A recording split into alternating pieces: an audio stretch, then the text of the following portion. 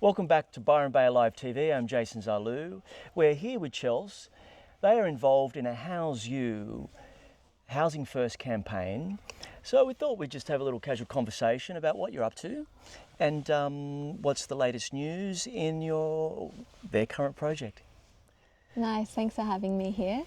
What we're up to at the moment is a really comprehensive housing first strategy, which looks at getting people houses first. Ultimately, that's what we want. We want a national policy that enacts housing as a human right.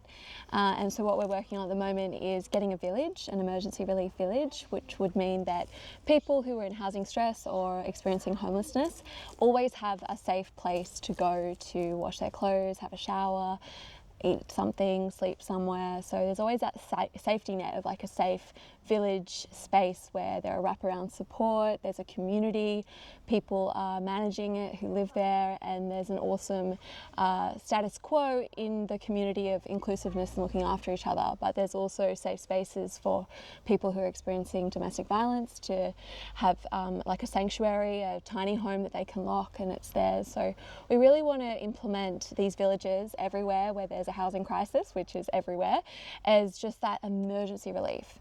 And then on top of that, it's looking at permanent solutions such as Affordable, yeah, they are developer-led, so if we could get some legislation around what affordable means, that would be great. Which is a big kettle of fish really, because developers want to make money. They do. But also you need to look after the people that are in need to have affordable housing. Yeah, So affordable housing could be based on your rent. So capping it at, say, 25% of your Not income. half your rent, which most people pay.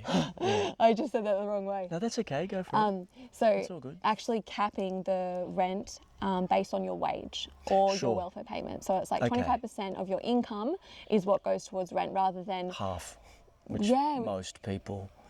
literally. No, that's really cool because I was up Brisbane just recently and I don't know if you're aware, I was down New Farm Park and there was these little tents set up. I don't know if you're aware of this, but just a little tidbit here. Those little tents set up for people like what you're talking about. So if they're sleeping rough, at least if it's raining a lot or they're feeling like they need a nice sleep in a tent at least.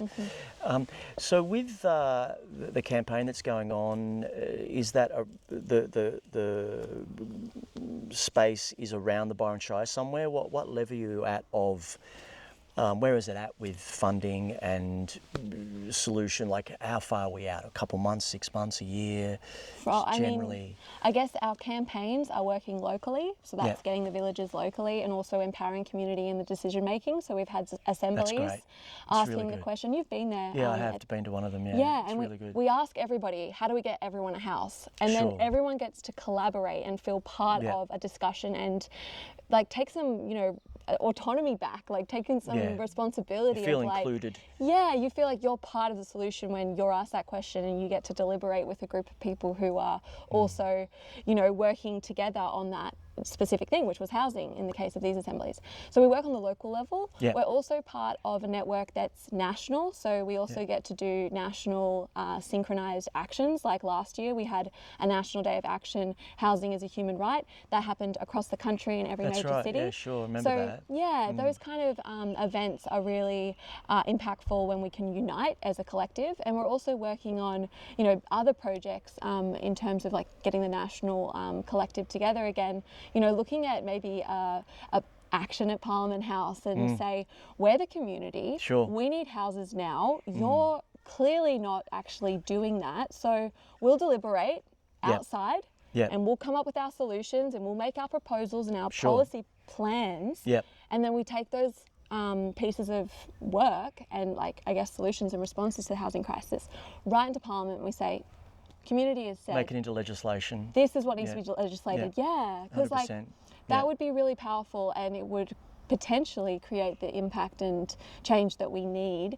So we need to be working on every level. Different level, because it's been interesting, just on a personal level, living in the Byron Shire is a beautiful place. People are attracted here. It's great that there is money coming into the Shire. I don't have a problem with that, but what I'm personally observing, and I'm sure you can concur with this, it changes the culture.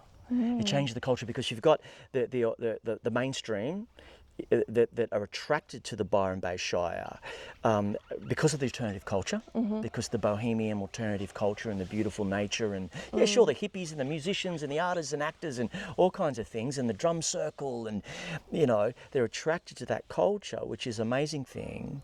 But then I'm finding, obviously, because you know people are attracted, rents go up, and it sort of starts eating up the culture. And it turns it into the mainstream. You know, like me going to Byron now, you know, I like going for a swim, but I don't, you know, it's lost the gold for me. I'm in Mullumbimby. It reminds me about Byron Shire the Byron town used to be, say, 10 years ago, because you've got that village vibe. Yeah, You know, well, that's the gentrification. Yeah. What you spoke about, like the village those people vibe. coming Yeah, and taking yeah. that village vibe Yeah. and making it something that isn't organic and natural to this place. See, that's the thing. I mean, money's okay, it comes in, but you know, when we're playing, you know, doing our thing. But what it does is change the culture of the place. So, you know, the rents go up, and it's been interesting. Just something I thought of.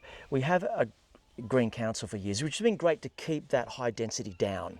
That's been an awesome thing. But then also now we're at a precipice where there is a lot of homeless people living in their vans post-flood. And maybe if we had more like your long game, or the How's You They long game, is we're going to have a little bit more affordable 1-bedroom apartments or 2-bedroom apartments for people. Yeah, we should go up, not out. Absolutely. Like, not so you know what I too mean? high It's a bit. up, That's what I'm saying. but medium They've density. kept it to a level which is a great thing. But now, because so many people are attracted to this beautiful place we live in, which is that's why I mean, once you live in this place, I've tried to escape a few times, but I've always drawn back here. You know, there's a reason why people are attracted to the Northern Rivers region. It's beautiful. It's an amazing You know, place. there's all kinds of levels of different people. There's a lot going on. There's a lot not going on. Depends what you get up to. You can have both. Yeah, you can have your best of both worlds, you you know, do. because I grew up in Annandale, and I rode my BMX bike to the park, and I walked to school. You know, then I lived in Balmain, a village. You know, coming down, like, you come for a coffee, how are you, mate? My girlfriend lived down the road. I played music in Balmain. It was a very village culture. Then I found myself attracted to Byron Bay, living in Byron Bay, and that was the village.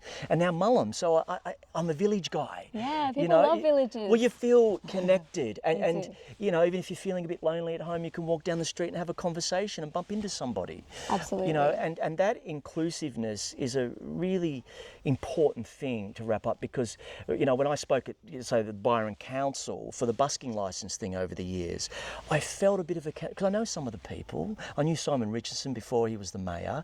Now I know Sarah, and I've got to know Michael. Just hi, bye, how you going? But I felt that we can make a difference. We can make a difference. It's not just those politicians. You know what I mean? They walk the streets. Hi, how are you? They're part of our community. Right. So for me, in my experience, I felt a bit more included, that we can make some changes, that they do, it is a community, than opposed to if you live in a big city and the politicians over there and the people over here, the little people getting affected. You can go from, say, being like a victim, more of a creator, and feeling empowered. So just to wrap up, Chels, so what's, in a nutshell, with the village, the project that's happening, again, I'm just curious on, it's a long game. They have some space ready to go, or is it still in planning?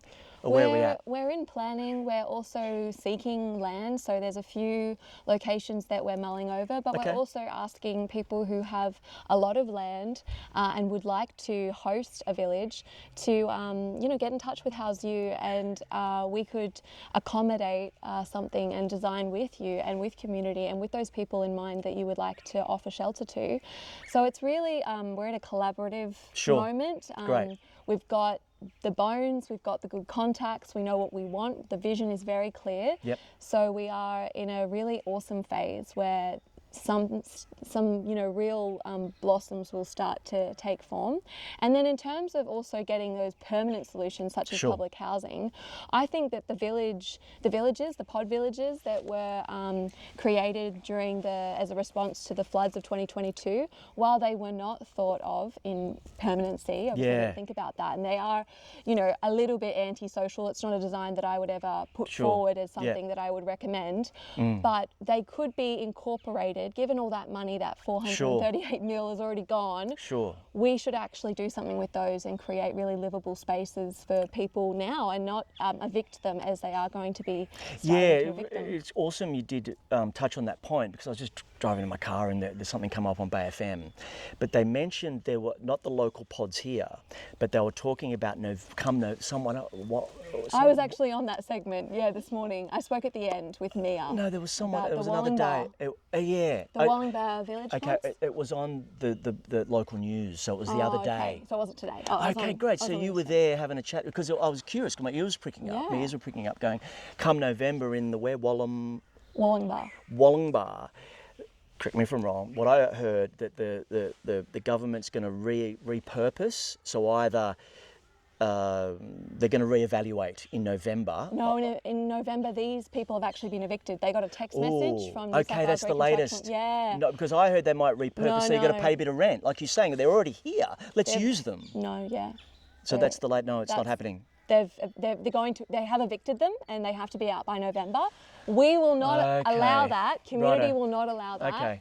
Not over anyone's That's the latest news. tree. Because all of us are wondering. There's a I don't like to use the word compound. What do you like to? Well, they are kind of like concentration camps. They're not nice. There's a compound in Brunswick Heads. There's a compound in Byron. So look, they could be way better. Yeah, awesome. No, that's great. Look, thanks for your time today. So do you have a website? Yes, we have a website, houseU.org. Look us up. We're on Instagram and Facebook, and we need to post more regularly because we have a lot of content and we do a lot of work. It's just a moving beast fighting the housing crisis. How do we get everybody a house? We're asking that question of ourselves, of others, local should government. Be a human right. Yeah, you know what I mean? Food and shelter. You know what I'm saying? How can you be homeless on planet Earth? We are, but if you know what I mean. What we'll do, please subscribe to the channel. We'll sign off now. Jason Zalu here with Chels for Byron Bay Alive TV. We'll put a link in the description down below for the website. And have a wonderful day, and stay tuned for more Byron Alive TV, current affair, local news of the Byron Bay, Shire, Northern New South Wales Rainbow region. Thank you.